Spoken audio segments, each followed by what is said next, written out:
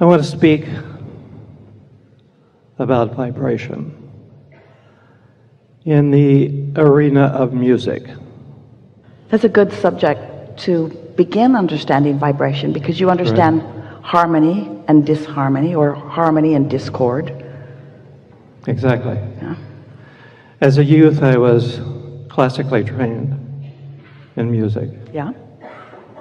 And it's a part of I feel like it's a part of my spiritual DNA. Well, it certainly is an early expression of your natural vibrational being. Yes. Yes. At this point in my life, I feel like it's a tool for me to experience my own level of awareness and vibration. And I understand from music that there are so many different individual vibrations.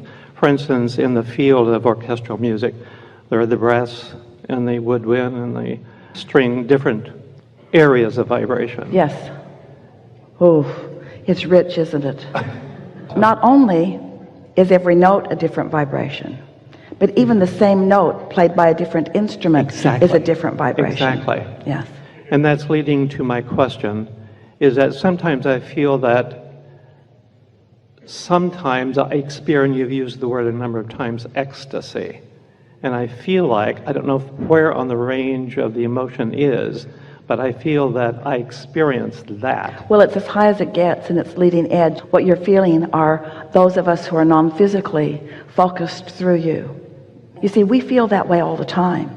We feel that way all the time. What you're describing is you opening up and allowing yourself to feel what we feel. I understand that. Yeah. And I love that. Yeah.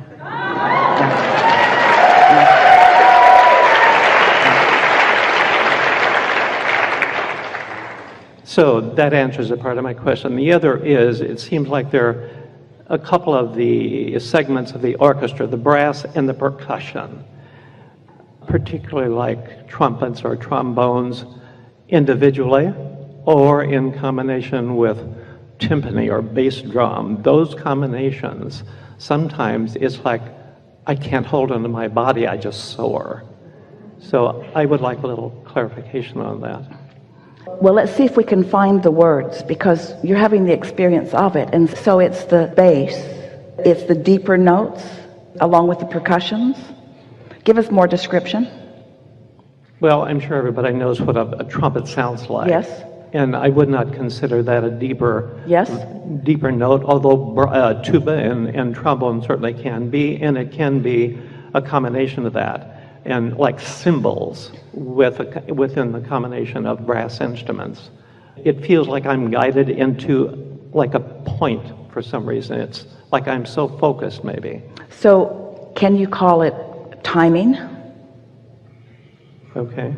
The introduction of the cymbal to it at a particular point of timing, a sort of crescendo? It's a build up to that. Yes, I understand what you're saying.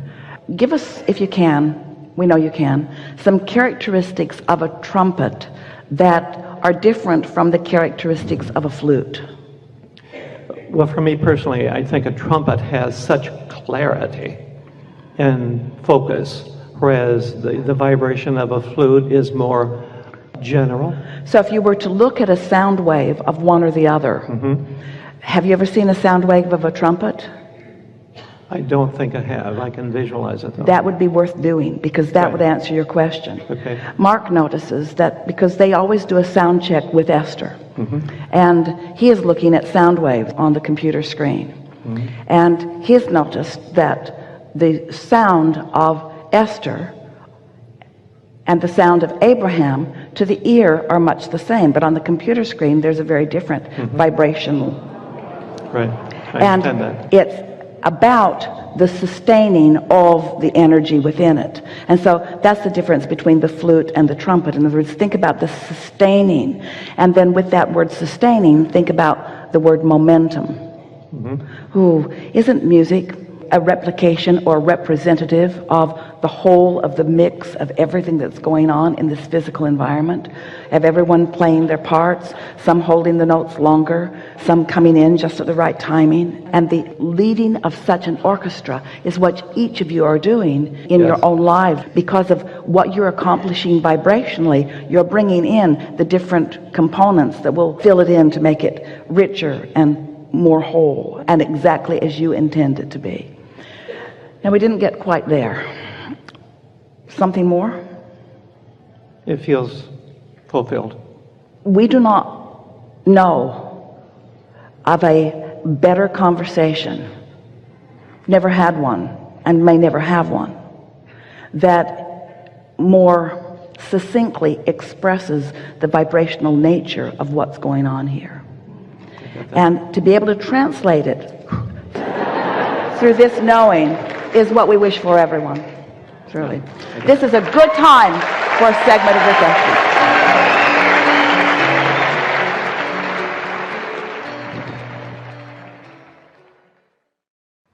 And are you refreshed? Good. Now what? So I wrote a question. I wrote down a question on Tuesday. Yes. A question about projection on other people. And I would like some help because I understand how to do it on other people, and I do it very successfully. But because I don't have any momentum about them. Projection on other people? Yes, I mean, when you see the strength of another person, even though he doesn't realize it, but you see it, and you tell it to him, or you show it in a different way, somehow I feel that I'm a catalyst for them to see it, to help, to enable them to see it. But I don't have any momentum about them, you see? But I do have a momentum about myself. So it's easier for you to expect or anticipate for those that you don't have negative momentum. That's logical, isn't it? Yes, it is. So? So think about what you just said. You're new in the moment. Yes. You're not dragging the past into it. Mm-hmm. There's no past to activate, and so there is no past that you are activating.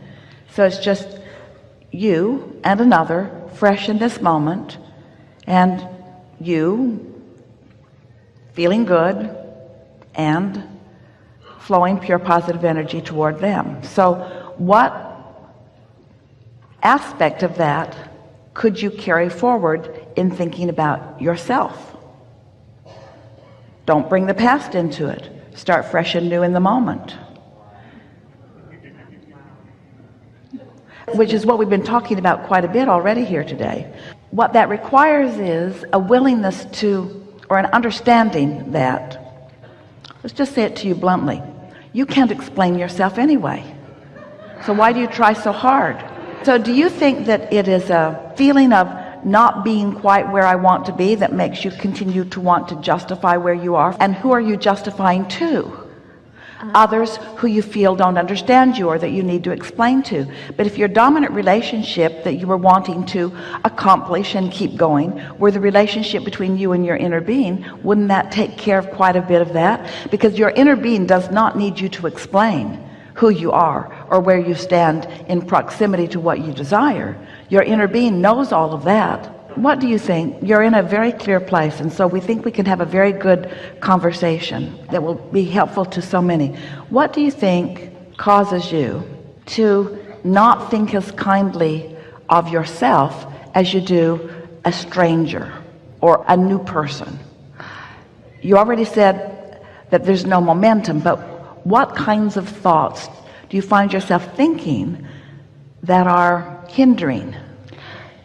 Because I know that it's all about talking about things that are not working for me, but if you're just standing in your now, what is it about being in the now that seems to require an explanation? It's an interesting question. Part of it's wanting to get to know each other. We get that. But after a while, you sort of have gotten to know each other. What do you believe you are continuing to try to explain? What's the explanation about? Why do you want to explain it to someone else? Or are you really explaining it to yourself and they're just listening in? We've been calling it rationalization or justification or defensiveness. So if you're in a place of defensiveness, you're more likely to do that. But what if you got a good night's sleep? And what if, when you awakened, you knew that you were new in the day and that any momentum on anything has subsided, and while you still do hold beliefs, you're having a fresh start where you could choose momentum? And what if this morning and tomorrow morning and the next morning and the next morning you were doing that, so that you were fresh in this moment, so you were fresh to yourself like the stranger is fresh to you? Would it keep you from needing to explain so much? What if you began to define yourself in terms of how you feel rather than who you are, or how you feel rather than where you've been, or how you feel rather than what you've been doing, or how you feel rather than what happened in your life? I was raised this, or I'm a recovering this, or if you could just resist the temptation to try to describe and define yourself so much. What if you pretended, or what if you knew what we actually know? They're not that interested in you anyway. What if they didn't care where you've been or how you got to where you are? What if they were just there because law of attraction brought you together? And what if they were just there to mine your positive aspects? What if they were just there to mine or co-create with your points of harmony? What if you are nothing more or nothing less, and we mean nothing less because it's a lot? What if you were, to the others that you met, a cooperative component that the law of attraction has brought together, not to explain where you've been and not to explain how long you've been there, but just to co-create with you in this dance right here and now?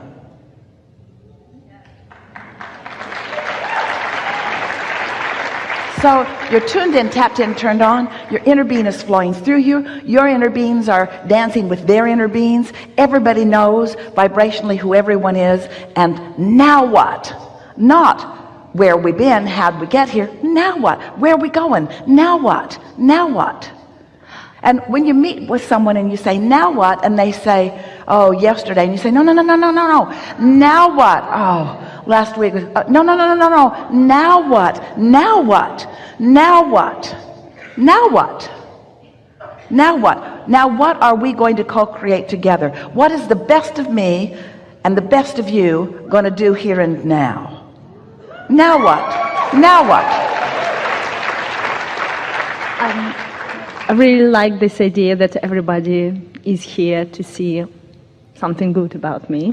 I really like that. Even better said, everyone who comes into your experience has come by law of attraction, and so there is benefit for you and benefit for them, because things are always working out for me's.